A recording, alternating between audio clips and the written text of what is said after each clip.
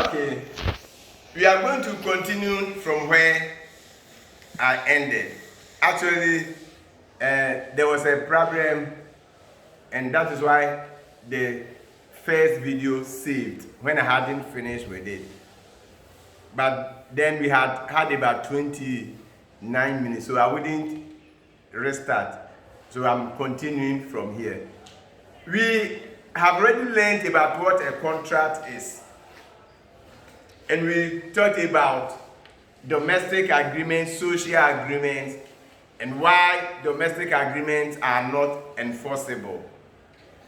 We talked about the fact that in general, commercial agreements are contracts and the domestic agreements are not. We talked about the role that the court plays in respect of contract. We said the parties themselves will make the contract. And then the court only exists to enforce the agreement. Then we move to types of contracts. That was where I talked about simple contract. So we learned about what a simple contract is. We learned that a simple contract is any contract that we enter into in our daily lives which is not supported by a deed. So they are not made under seal. They are not made by deed. Then we said simple contracts are supported by consideration. And I explained to you in simple terms what consideration is. When you go to that particular topic, we will look at consideration in its broader view. But I just wanted to give you just a simple explanation of what consideration is. So I said, I give example that if you bought something, the money you are paying is consideration from you.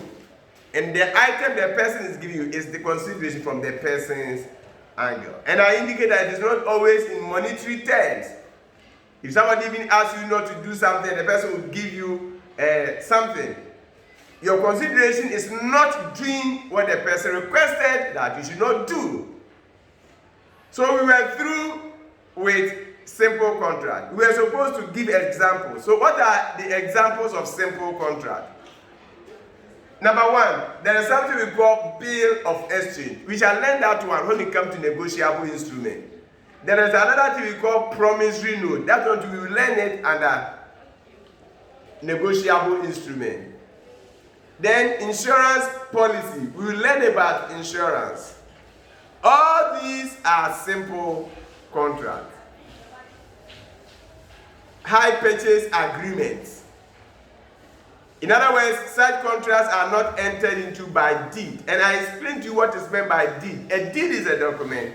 That is, once it is a document, it is written, signed by the parties involved, both parties, and then it is witnessed by a third party. So once there is a third party witnessing or attesting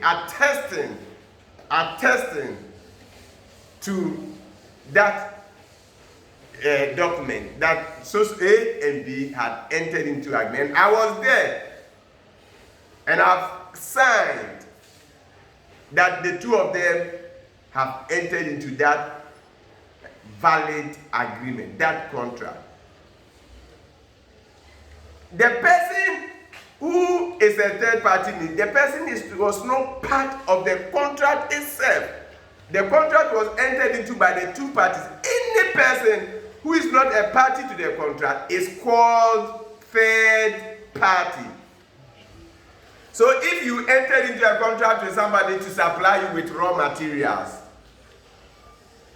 the two of you have entered into contract. Any other person in the whole world is a third party. It means the person is not a party to the contract. So that is what a simple contract. I've given you examples. I will not waste time to explain to you what is a bill of exchange, what is a promissory note, insurance policies. We shall do that one as a topic so you understand what they are. Now let's move to the second type, specialty contract or contract by deed. If you have understood simple contract, then specialty contract becomes simple. They are also called contracts by deed. So specialty contract are also called contract by deed. Remember, I didn't say speciality. That's what some people will be writing, speciality. It is specialty. Specialty contract. And I said they are made under seal or by deed. I will show you something. I will show you something very soon on my phone. I will show you something very soon on my phone. Now, I've already explained what is a deed. I said a deed is a document that is written, and I don't, because when you say it is written, certainly what is a document, it is written, signed by both parties, that is the parties to the contract, and then witnessed or attested.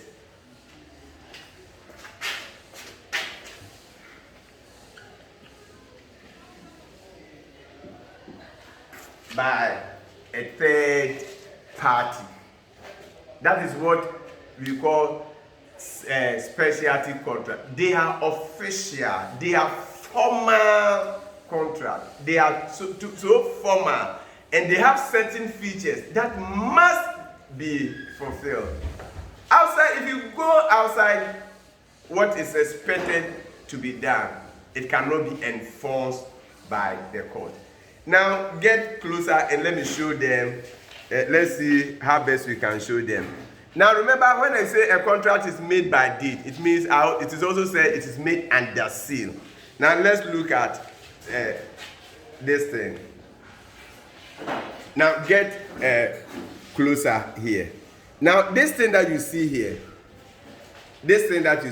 are you getting the full picture is it clear? Can they read? Okay. Make it in such a way that at least it can be read. Can it be read? Okay. Now, if you look at it, this document is my own document. I bought a piece of land, and in court, the person who sold it had to go to court. But then I was not even around. So somebody did it on my behalf. And there should be a witness to show. You see, it has been documented. You'll be giving document to the effect that you have bought the land. But when you are buying a land, it is not a simple contract. So you cannot just use your math to buy a piece of land. You cannot just go to somebody, the person says that I'm selling a land, and then you say, I've bought it. Neither is it just written. The person writes, and then you sign, the person signs. This is the type of contract that must be entered into by deed or under seal. So this thing, I'll be reading this thing to you. So that's why I want you to watch it. But I want you to note this red thing here. Have you captured it? The red one. That is called a seal. It is a seal. It is a seal. That red thing there is a seal. It is a seal. So now I'm going to read.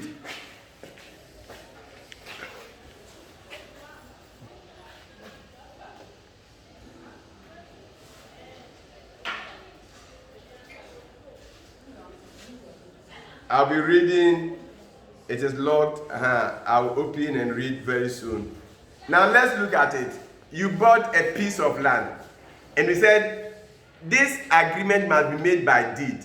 That means it must be written, signed by the two parties, and then witnessed by a third party. Now let's look at what is here. What is here?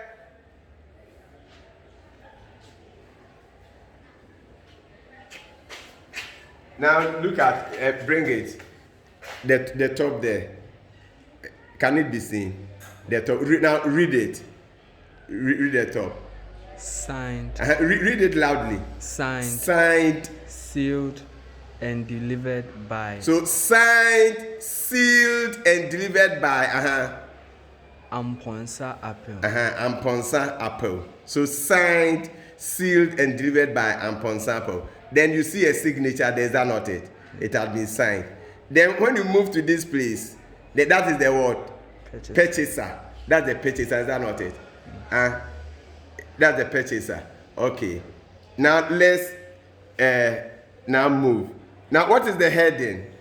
What is the heading? Oath of proof of witness. Yes.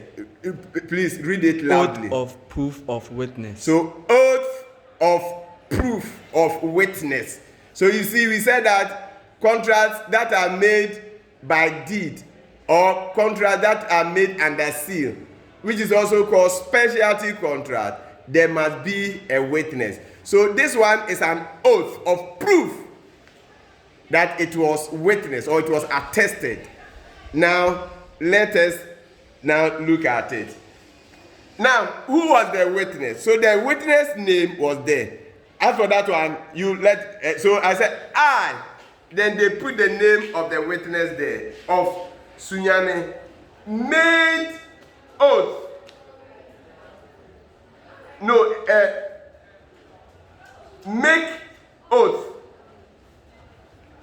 And make oath and say that on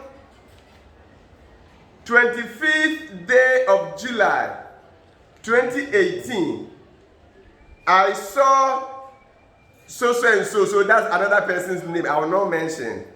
I saw so and so, and of Amponsa Apple duly execute this instrument. Now the instrument is the document. This instrument now produced to me and marked A.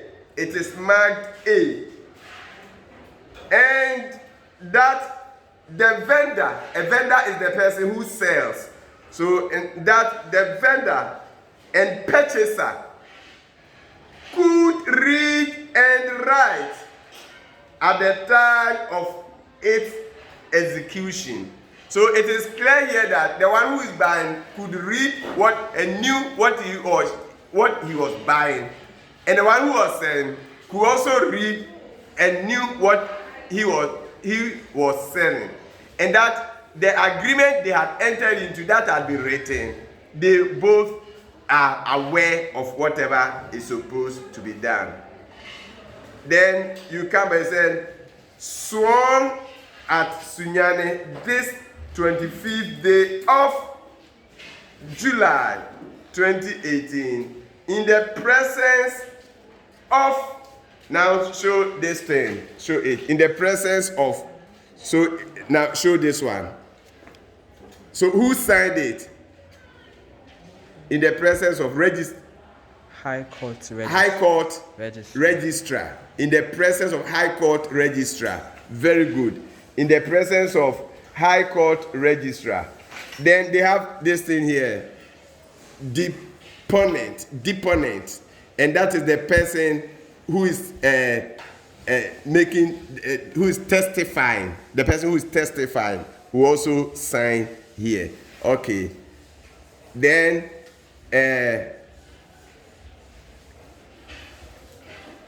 so they said at 10 a.m. At 10 a.m. o'clock in the afternoon. No, 10 a.m. o'clock. In the forenoon, also. Soon this instrument was proved before me by the oath of the within named to have been duly executed by the within parties. Given under my hand an official seal. The registrar Sunyane signed. Then this is the official seal they are talking about. So it is made under seal. So this thing you see there is very, very important. It makes it so official and formal. In other words, if you bought a piece of land and you did not enter into that agreement by this way, then it cannot be enforced in court. So that is for the specialty contract. Specialty contract. They are made under seal. And what are examples of contract that should be made under seal? I've given you one. When you are buying a piece of land. Number 2, contract of gift. When somebody gives you a gift, it must be entered into by deed. Otherwise, it cannot be enforced. So somebody say, I'm giving this one to you as a gift. Let it be written, signed by both of you. Let there be a third party to attest, to witness. And that is when it can be enforced. Then, when you are also leasing a property, lease, you know we have done leasing, so you know what is meant by to lease. And it is going to take more than 3 years. A lease that is going to take more than 3 years must be made by deed. In other words, it must be written, signed by both parties, and then there should be a third party to witness. Then when you are also transferring a property, for example, you are a ship that is being transferred from one person to another, it must be made by deed. So these are examples of contract that must be made by deed. The implication is that, the meaning is that if you make that contract and then you don't enter into it by deed, it cannot be enforced. It cannot be enforced. And we understand what is meant by it cannot be enforced. So that is a specialty contract. Now we are moving to another type, which is bilateral. The word by means what? By means to. Bilateral. When you say bilateral contract, that means it's a contract that the two parties, both parties, make promises. So I have written here, get closer. A makes promise. B makes promise. So when there is a contract and both parties make promise, for example, I promise to supply raw materials. You also promise to pay 30,000 Ghana. So both of us have made promises. So it is called bilateral contract. So a bilateral contract is any contract where both parties make promises to fulfill obligations in future. When you say to fulfill obligations in future, so I made promise to supply raw materials, is that not it? You also made promise to pay. Or you made promise to supply raw materials. I made promise to pay. So we have both made promises, and it is called bilateral contract. Another type of contract is unilateral. Uni means one. Uni means one. But please listen. Remember, we have defined a contract as an agreement made between two or more parties. So a contract can never, one person can never make a contract. So when they say uni, it is not about one person making a contract. The stress here is the promise. The stress here is what is unilateral? The stress here is the promise. So in unilateral contract, it is only one person that makes promise or a promise or promises to the whole world. In other words, the person makes what you call universal offer. The person makes what you call universal offer. You know, at times you'll be listening to your radio and you hear announcement. Mr. Benson reports of his missing passport. Anybody who finds and returns it will be given 500 Ghana cedis. Now you see, Mr. Benson has made what we call universal offer. He is telling the whole world that his passport is missing and that he is promising the whole world, that anyone who finds the passport and returns it will be given 500 Ghana. So it is called unilateral contract. Why? Because it is only Mr. Benson who made a promise. No other person will also make that a promise. For example, I will not go and say that, Mr. Benson, I heard you saying that your passport was missing, that whoever finds and returns it will be given 500. So I have come. I have agreed to go and search for it. No, I will not make any promise. I will only fulfill it when I find it. So the moment I find the passport and I return it, then it means I have fulfilled that one, and he has to pay that money to me. That is what is called a unilateral contract. One party makes a promise to everyone to be fulfilled. So whoever fulfills it would have to be given the price that the person named.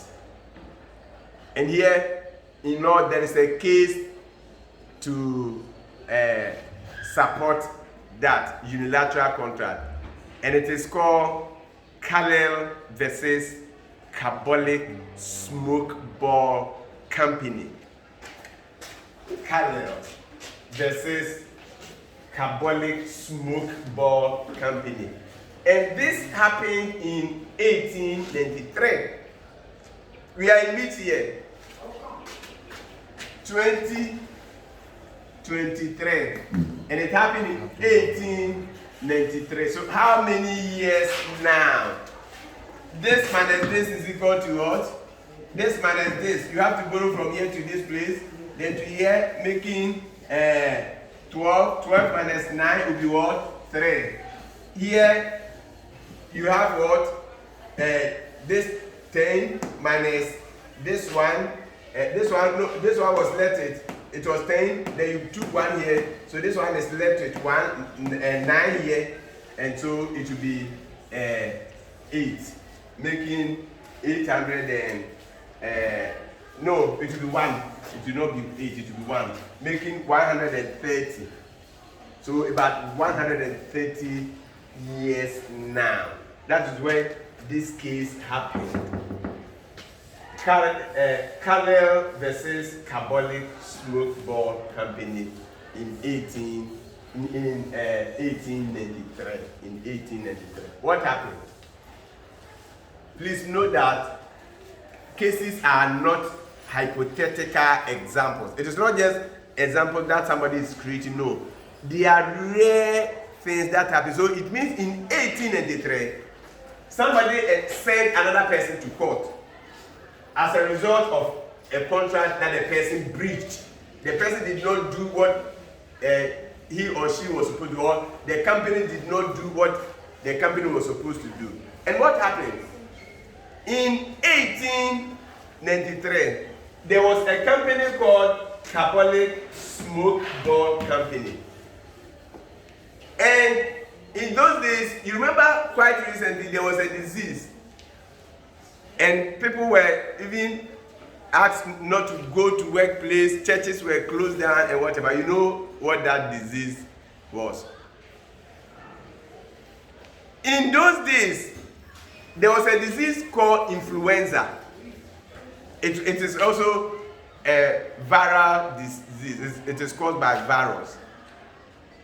And people were dying. So this company made a soap, and they call it the Carbolic Smoke Ball Soup. They made a soup. And they inserted in a newspaper that their soap was so effective that whoever bought their soap used the soap 3 times a day for 2 weeks. And the person contracted the influenza, the person would be paid £100. And they even indicated money that had been deposited to that effect.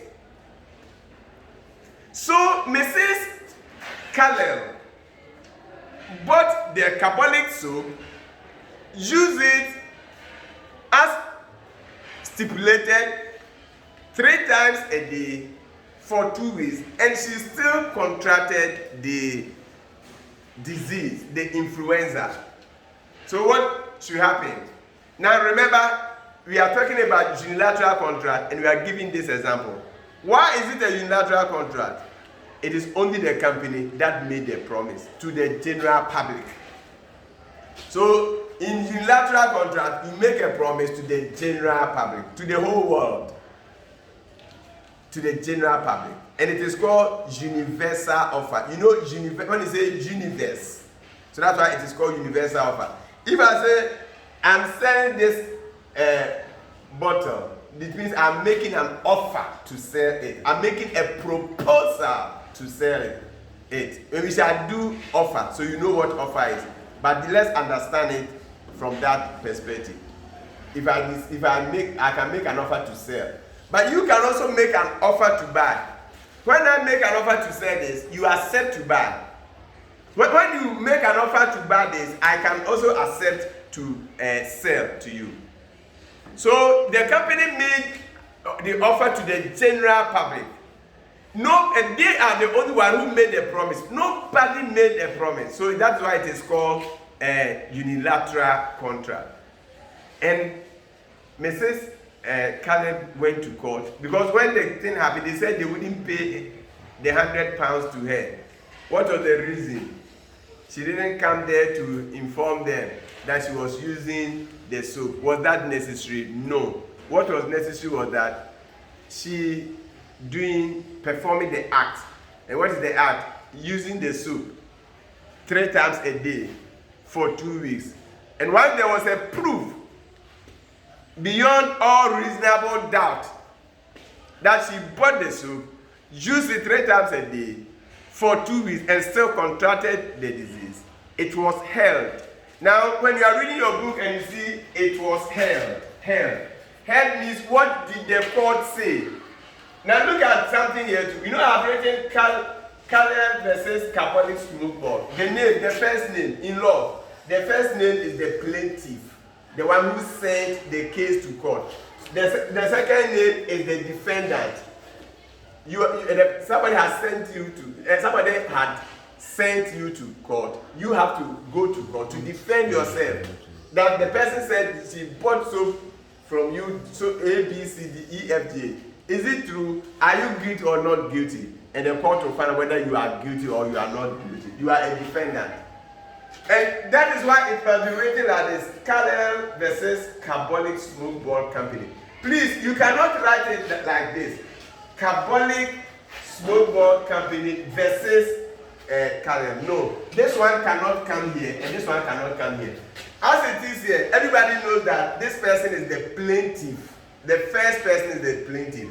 The second one is the defendant. So another example, let's say K versus B means K is the plaintiff, B is the defendant.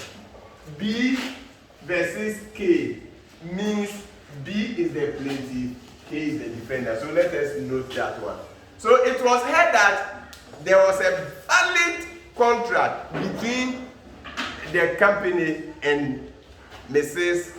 Callell, and that for buying the soap, using it 3 times a day, and then for 2 weeks, and she still contracted the disease, the company had to pay her the £100. So that is for that one. The next type of contract is what you call executed contract. It's a very simple thing. In ordinary English language, when you say something has been executed, what does that mean? If somebody gives you work to do, so it has been executed. What word can you use in place of executed? Done. It is done. So when you say a contract has been executed, it means it is done. The parties involved have fulfilled their obligations. Whatever you are supposed to do, you have done it. Remember I said somebody is supposed to supply raw materials, other person is supposed to pay 30,000 Ghana cedis. Yes. If you have supplied the raw materials and the 30,000 Ghana cedis has been paid, then the contract is executed. That means there are no further obligations to be performed. You have done what is expected to be done, so the contract is executed. The second, another type of contract is executory. This time it's not executed, executory. Executory. Executory contract. Now here, promise has been made to fulfill an obligation, or promises have been made to fulfill an obligation, but the obligations have not been fulfilled. In executed, the obligations have been fulfilled, but in executory, the obligations have not been fulfilled. So you made a promise to sell raw materials to the person. The person also made promise to pay 30,000 Ghana cedis. Have you done it? Have you supplied? No. Has the person paid the money? No. It means that contract is executory. It is executed. It becomes executed when you have done whatever you are supposed to do. The question somebody may ask, what about if someone has supplied the raw material, but the other one has not paid the 30,000? It means it is partially executed. So the one that has supplied the raw material, the person, he has executed his part, but the other person has not executed the part. So in that case, what happens? If the person doesn't do it, then you can take legal action against the person in court. So that is for the executory contract. Number 7, quasi contract. Quasi. Take note of that. Quasi contract. Quasi contract. What is it? What is it? You see, when you say quasi, it means the thing is not it, but it resembles it.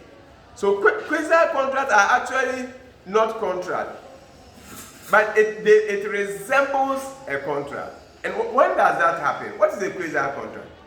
Now, quasi contract comes in when there hadn't been a contract between the parties. There's no contract between the parties. But one party has gained at the expense of the other party. I'm going to repeat it. There has not been a contract between the parties, but something has happened and has made one of them gained.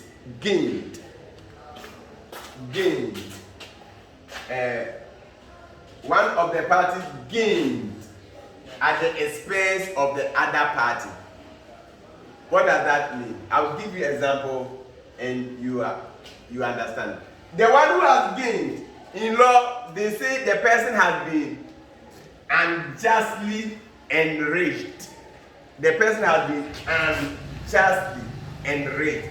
You have been enraged unjustly, not justly. You have been enraged unjustly. You have been enraged unjustly. What does that mean? Let me give you an example and you understand it.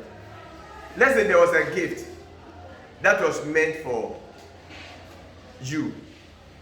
But by one reason or the other, the gift found itself in the hands of another person who used it. Your birthday, somebody had bought pizza, nice one, cake, or whatever.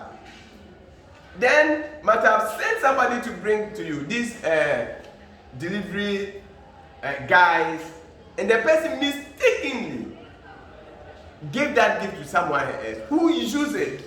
In this case, the person has gained at the expense of you. And in law, they say the person has been unjustly enraged. Now, should the person go for free, take it, something that was not meant for you, you have used it. Now, if you take legal action against the person, even though there was no contract, whether written or whatever, the court will order that this person, if you're able to prove beyond every reasonable doubt that the person has gained, the person has been unjustly enraged, then the court will order the person to pay a reasonable price to you, a reasonable price to you. And that is what, the person will have to make restitution, whatever the person have enjoyed, the court may ask the person to return to you. So this type of contract is the one that is created by the court themselves. When somebody has been unjustly enraged, then the court will ask that party to make restitution, to return. You know, even in school, when you steal somebody's item, the school rule says that you make restitution. So whatever you stole, if you are found culpable, you return it. So that is for that one. Now, the next one is valid contract. Now, because of time, very soon the phone will reach its maximum and it will save by itself. So I'll pause here and then we'll continue the other types in another video.